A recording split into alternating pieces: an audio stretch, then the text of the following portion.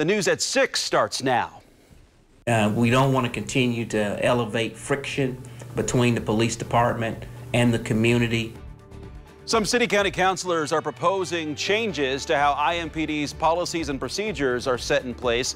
The impact some community leaders think it will have.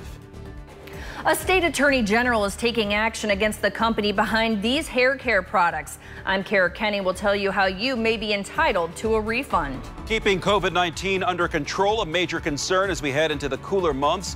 The steps the state is taking to protect you this winter. From the station working for you, this is WRTV News at 6, streaming now. Good evening to you at 6 o'clock. I'm Mark Mullins. We could soon see a change in the Indianapolis Metro Police Department and the way it draws up policies and procedures. Civilians could soon be a bigger part of that process. Several city-county councilors have supported a proposal to add appointed civilians to the police department's General Orders Committee. Right now, that committee is made up of 3 law enforcement officers. WRTV's Megan Sanctorum explains the changes which could come down the line and the controversy they are causing when it comes to putting officers at risk. Each and every day, the men and women of IMPD have a set of guidelines, policies, and procedures they must follow. And right now, those are all created by senior law enforcement officers. But if a new proposal is approved, that would change. This proposal allows for the community to have access and give input to things that's going to clearly impact all of us. Pastor David Green is the president of the Concerned Clergy of Indianapolis. He describes this proposal as a step in the right direction toward improving IMPD and community relations. In this climate where there's a lot of tension between community and law enforcement, that it's very important in this season that the two come together and work together. Counselor Krista Carlino says IMPD already works with community leaders and university experts when creating policies. This just takes it a step further. Folks who are already doing work in our public sector who, again, quite frankly, have a seat at the table, but they don't have a vote and it's not a transparent process. So law enforcement can or cannot or can choose to not take that advice. If approved, the proposal would give 4 appointed civilians, a majority of the General Orders Board. 2 other members would be appointed by the chief, and 1 would be elected by the department. Civilian appointees would have to complete the Citizens Police Academy, complete several training courses, and do a minimum of 24 hours worth of ride-alongs. Still, some counselors say that's not enough. To say that we're going to let a group of civilians that have again, this watered-down version of their training to set their policy, I don't see how we can honestly say this is a good idea. We're putting the officers at risk, we're putting their families at risk. But Pastor Green says this is about having a say in the things that matter most to the community. Diversity amongst the entire leadership staff of IMPD. I would want to be involved in police action shootings, the whole rollout of body cams. That's important as well. Working for you, Megan Sanctorum, WRTV. The full City County Council will vote on this proposal at their next meeting on October 12th. If approved, it would go into effect January 1st. Now to our continuing coverage of the coronavirus and its impact on Indiana. The State Health Department reports 20 more deaths. 3,405 Hoosiers have now died with COVID-19, and more than 120,000 Hoosiers have tested positive for the virus. More than 2 million tests have been administered in Indiana. 965 cases of COVID-19 reported in Indiana today and 20 deaths. The numbers have some healthcare workers concerned about what will happen this winter and if they should prepare for a surge. Our Alyssa Donovan explains how state leaders are handling the change and how they say Stage 5 is not to blame. The increase is a concern, especially for those who work in healthcare. State leaders say they're monitoring the numbers and will take action as needed. After a slowdown in cases this summer, doctors at Eskenazi Health have seen an uptick in COVID-19 patients. In the last few weeks, we're starting to see some increases in the hospital, both in regular hospitalized patients needing extra oxygen, also patients who are critically ill in the ICU. Dr. Christina Box says they're aware of increases in certain areas and have been checking with hospitals in the state to make sure they have supplies and beds. something that we've noticed and have already been addressing. As of now, there's no shortage. Dr. Graham Carlos believes there are many factors impacting the change. We've started opening things back up more and more. People are getting more comfortable going out and about and going to places where other people are. The schools definitely reopened, and as you know, we've seen cases. Dr. Box and Governor Holcomb say the additional hospitalizations are not due to Indiana entering stage 5, noting that those hospitalized or counted as positive cases today likely contracted the virus 2 weeks ago while we were still in stage 4.5. The spread rate has also gone up from 0.94 to 1.1. Governor Holcomb addressed the increase today. Doesn't mean that we go back to 4.5 or 4. It means we need to hunker down in the areas where we see spread. But not all hospitals are experiencing a spike in patients. David Charles, an ICU nurse at Franciscan Health, says their numbers are still trending down. We have a 30-bed adult ICU, and usually we have maybe 5 or 6 COVIDs. As opposed to 30, we were full during the peak back in April and May. All healthcare workers are hopeful that any increase happening right now is not a sign of what's to come. I'm Alyssa Donovan, WRTV. I'm anticipating your question, and this is the answer. This is how windy it was today. 37-mile-per-hour peak gust in Indianapolis. The winds are still strong, but they will calm down once the sun sets. And when I mean calm down, just not be as strong. They'll still be 15 to 20 miles per hour. There's the west-northwest direction signaling the arrival of cooler temperatures. Just a stray shower or two possible here over the next hour or so. Temperatures will be down to 54 by the time we get to midnight. We'll talk about the weekend forecast coming up. The FBI is looking for a man in connection with a child sexual exploitation investigation. They don't know his name, but they hope these pictures will help identify him. The man is only known as John Doe 42. Video of him first serviced in October of 2015. Investigators believe his appearance may have changed over the years. Investigators believe the man speaks in what could be considered a southern accent, but there are no leads as to where he may be located. The man is being sought as part of the FBI's Operation Rescue Me and Endangered Child Alert Program initiatives. A missing Indianapolis man died after driving off Interstate 465 and into a retention pond. This happened just before noon today. That car was found in a pond off Pendleton Way. 44-year-old Ronald Wade was dead inside the car. He was reported missing on Monday. State police detectives are working to determine what caused the crash and whether the death was caused by the crash itself or something else. You could be entitled to a refund following a move by the state attorney general against a hair product company. WRTV Investigates is digging into a new agreement and what it means.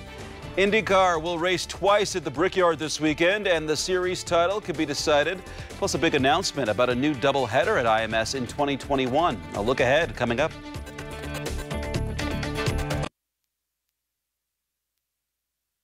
An update now to a story WRTV Investigates has been tracking for 2 years now about a trendy shampoo that some users say left them with scalp and hair problems. Monade is accused of making all sorts of promises. Their claims are a real head scratcher for both consumers and state investigators.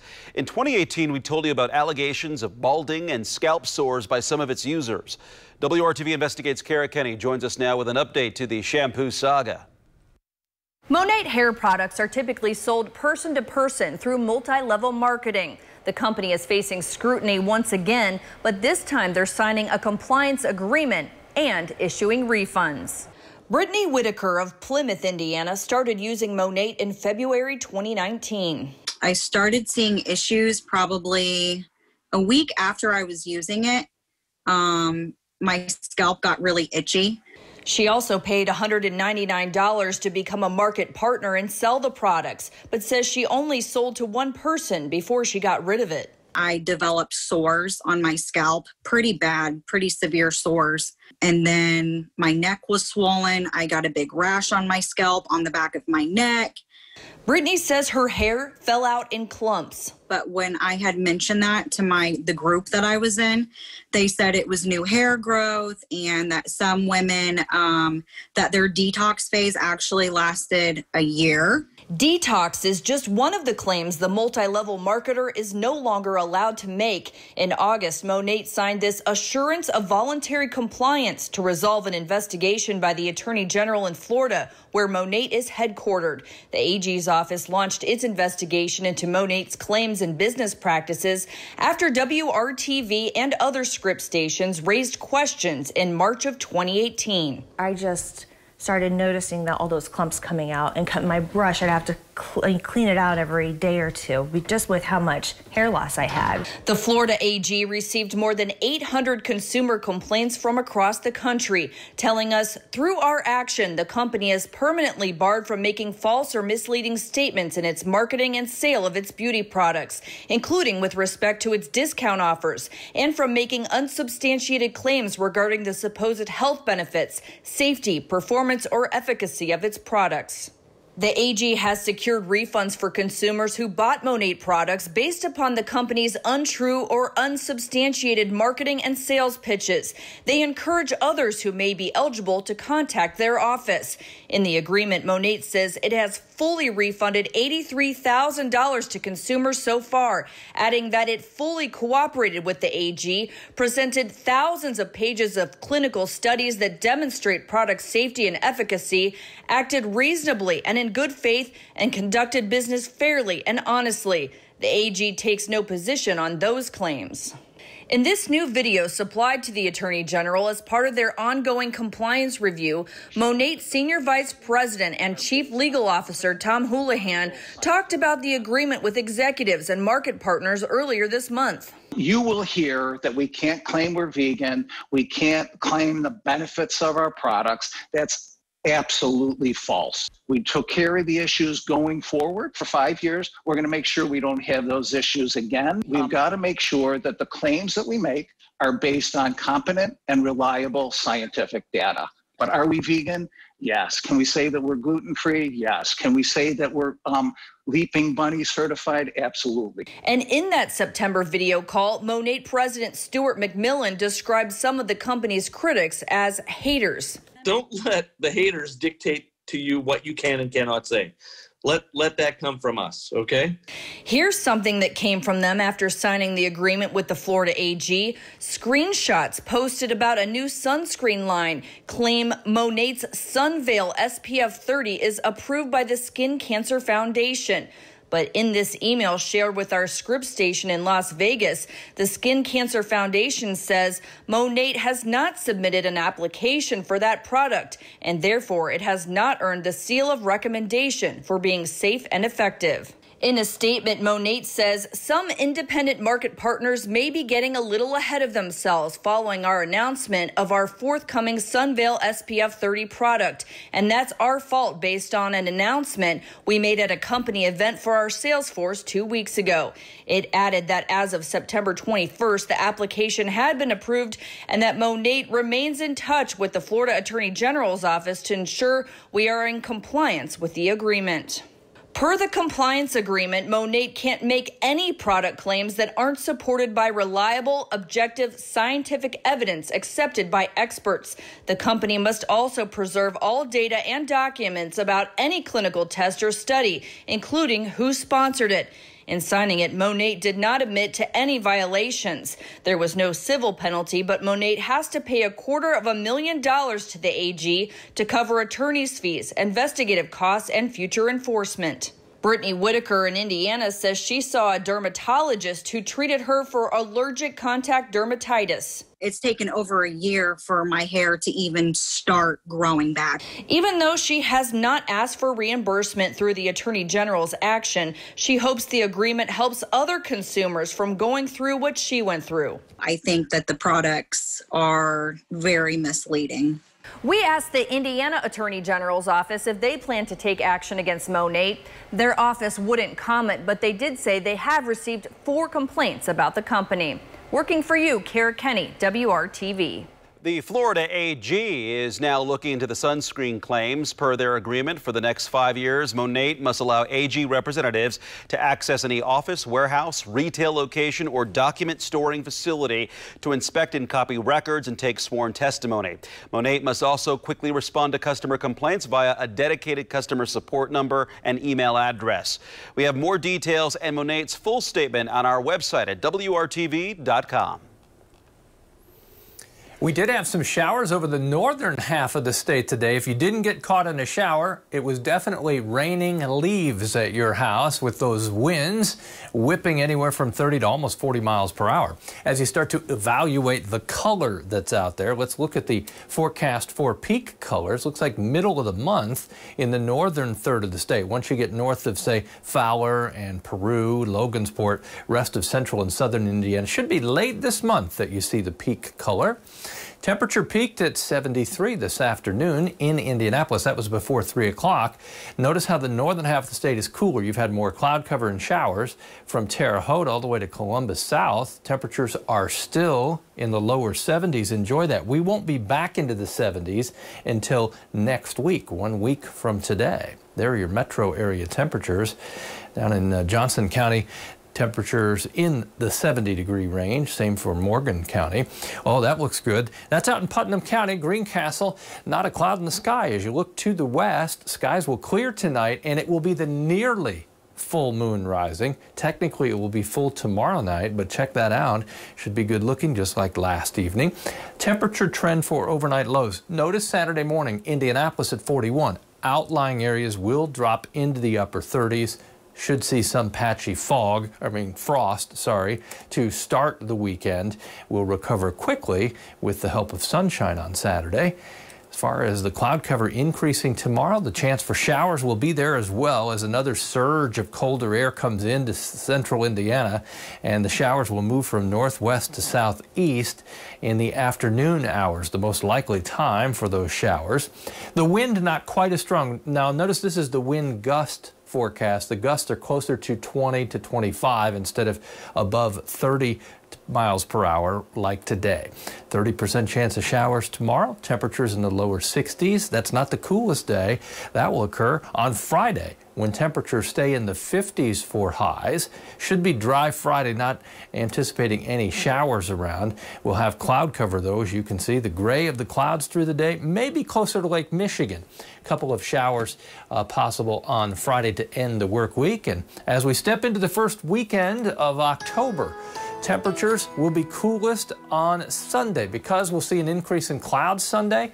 Temperatures cut down in the afternoon to 56. The chance for showers is there. It's our next best opportunity for any widespread rain. It doesn't look to be heavy rain, though. We warm up from there. Mark?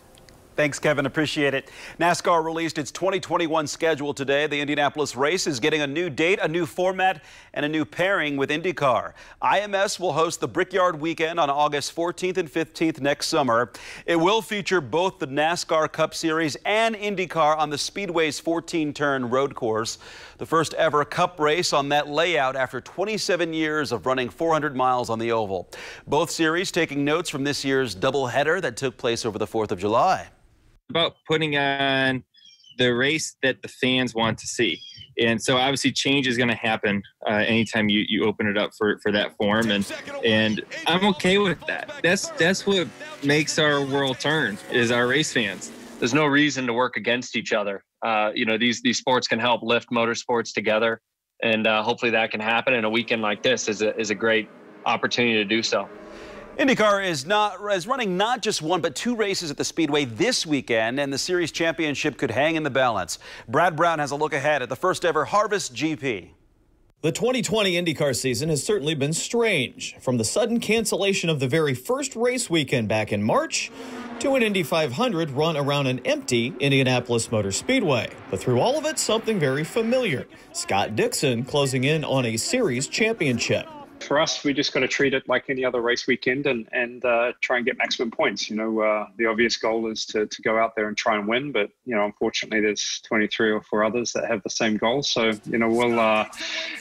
try to do a lot better than a job than what we did at the last doubleheader in Mid-Ohio. The Mid-Ohio doubleheader saw Dixon finish 10th in both races. That allowed Joseph Newgarden to close the gap in the standings by 24 points. Newgarden's 2nd and 8th place results at Mid-Ohio still leave him 72 behind, but a little momentum perhaps coming back to Indy. It's been kind of an up and down year. Some weekends seem to go kind of according to plan and how you think, and then a lot of other weekends have just kind of gone away from us. So I feel optimistic. I always feel optimistic going into a weekend, so we'll see what we got. Dixon won the IndyCar Grand Prix on the 4th of July. He leads IndyCar in wins this season, but his summer success may not mean as much as the calendar rolls over to October. The track conditions are going to be, a lot different. I think 90 degrees to maybe, Saturday, maybe in the 50s, I think somebody said to me yesterday. So you just can't rely on any of that stuff. It's a new weekend and one that we're going to have to approach, flat out and make sure we get the most out of it. Newgarden is the defending series champion. With just 3 races left to reclaim that title, he knows it'll be an uphill battle, much like it's been all season. I think we all know how difficult it is to be in that fight. So I think you always go into the season a little bit with that question mark, but with, high anticipation and certainly a lot of enthusiasm. I felt enthusiastic that we could be good, but you never know where you're going to be. It could be a 6th IndyCar title for Dixon. That would leave only Foyt ahead of him all time. For me, it's the love of the sport. I feel very lucky and very privileged to do what I do. I really enjoy the people that I work with. They, as a whole, really drive me. A twist on the Harvest GP doubleheader. Friday's race will be 85 laps, Saturday just 75. So teams will have to dial a bit of different strategy for each day. Fans can still get race day tickets at ims.com. Brad Brown, WRTV Sports. And we've got Game 1 of the NBA Finals tonight on WRTV. The Los Angeles Lakers taking on the Miami Heat. Pre-game coverage starts at 8:30. The game at 9. We will be here for the news at 11 when it's done. We'll be back to wrap up the news at 6 next.